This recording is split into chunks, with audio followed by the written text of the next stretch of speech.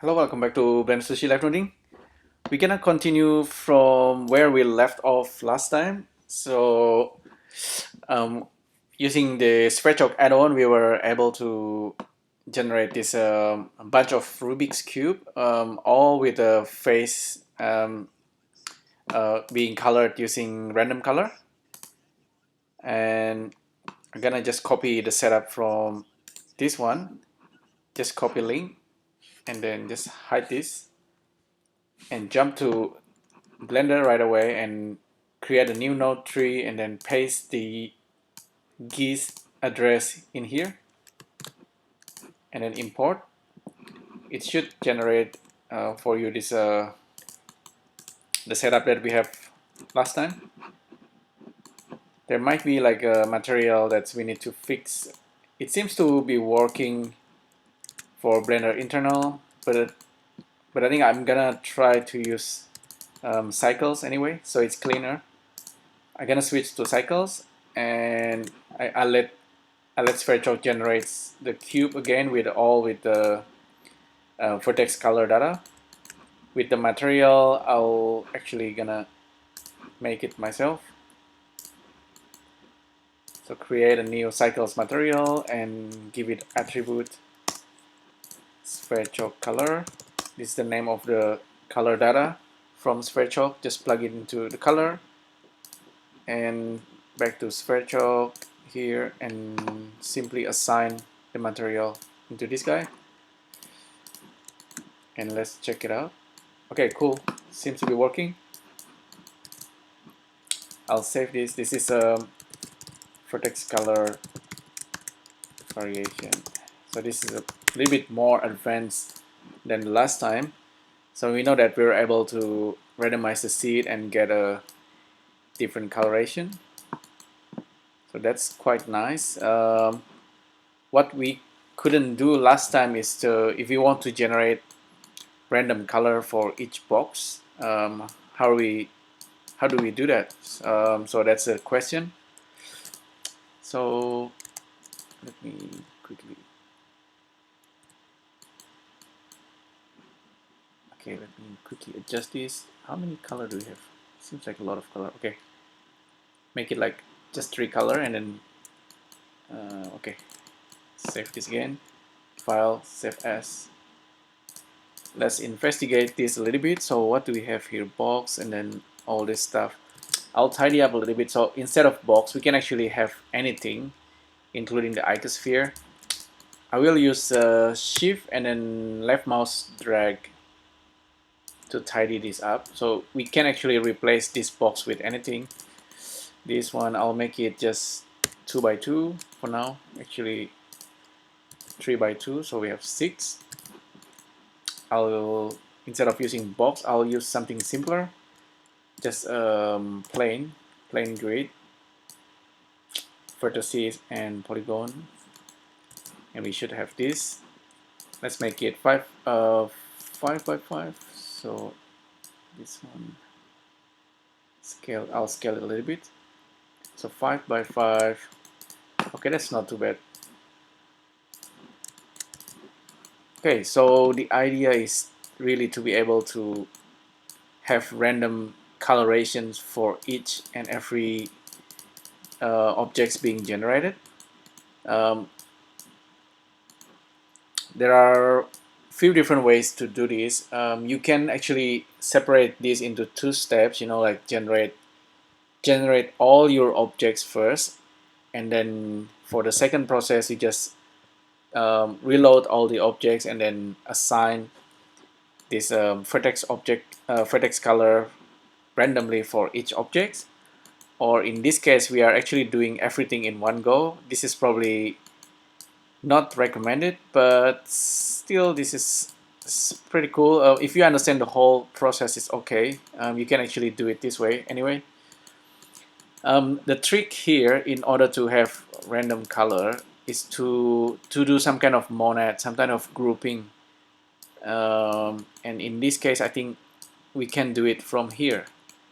This is actually the color coming in. You see, this is we are telling Sverchok, okay, generate like 3 different color.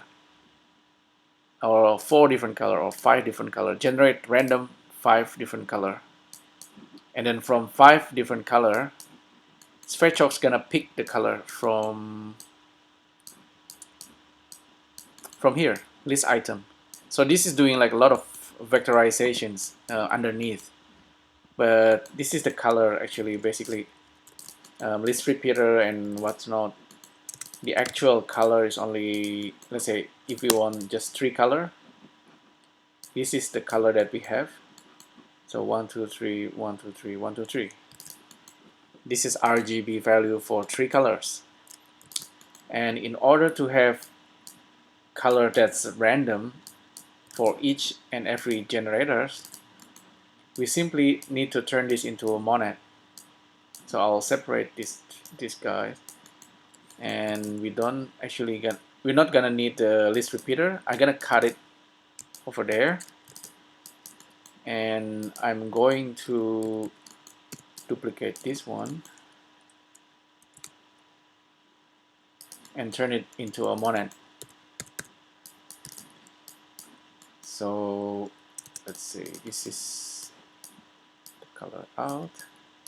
So normally the way I do it is I have the input and I have the output, and then I select the one in the middle, and then tap spacebar and then create monad from selected nodes. And now we are inside the monad, the grouping.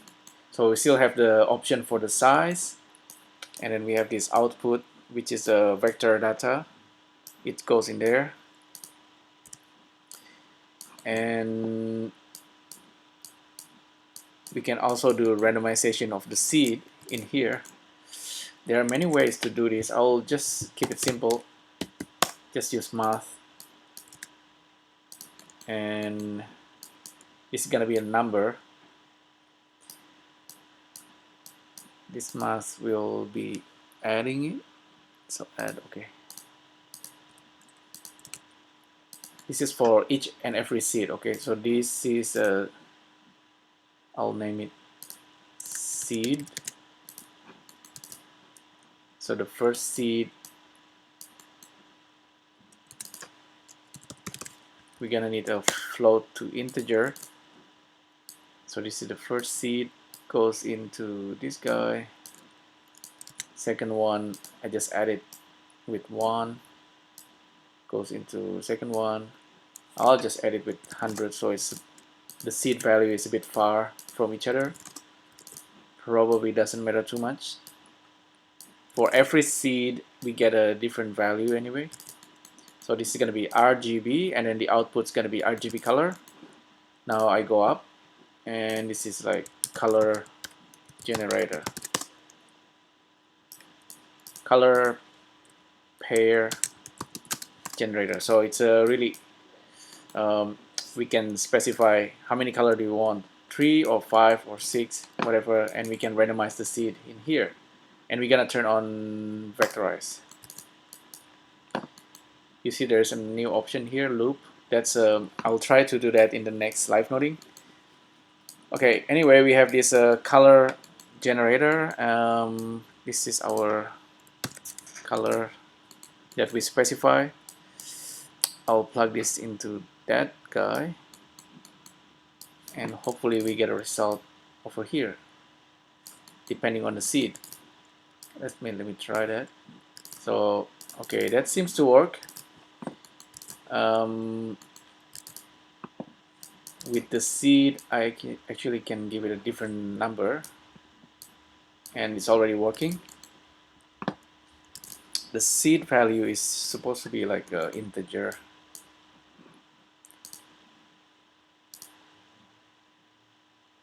I guess it doesn't matter too much in this case.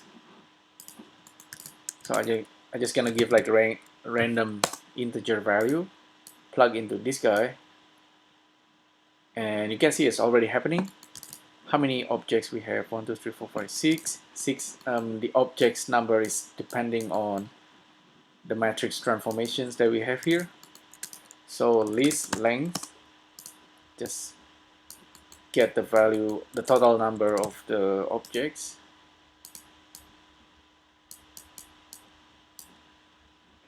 level 0. Okay, 6. Okay, cool. And this list length can go into this guy, count. Okay, now we're pretty much done. There you go. So we have ability to generate random color per every object. The object is the same. It doesn't have like a different number of polygon face. You can set it up so it works for any kind of objects, but keep it simple for now. We are able to randomize the colorations, like which face is gonna get. So that seems to be working as well. And then on top of that, we are also able to generate as many as we want. So in this case, let's say we switch back to our box, and you can see it's already happening. And we can say, okay, make like 100 box, each with every different color. So there you go. Pretty easy. And yeah, it's probably seems like very complicated, but it's actually still pretty simple. You see, like here we actually turning the color generator into a monad, and yeah, it's just a lot of logic here and there, but a lot of magic happens inside Sverchok as well. A lot of like things like vectorizations and being able to really just tweak, specify which polygon face index getting the color and things like that. So we don't need list repeater anymore in this case. Just gonna delete that. So we have this vectorization happens inside the monad. We don't actually need this number generator anymore. I'll probably just gonna leave it there and Control J. So this is the old way. This is the new way. And we have this range integer again. This is for vectorizations. So yeah, that's, I guess, pretty cool. So I guess that's pretty much it for this live loading. Hopefully you find this useful. Let me know what you think in the comments below. Thanks again for tuning in, and yeah, I guess I'll see you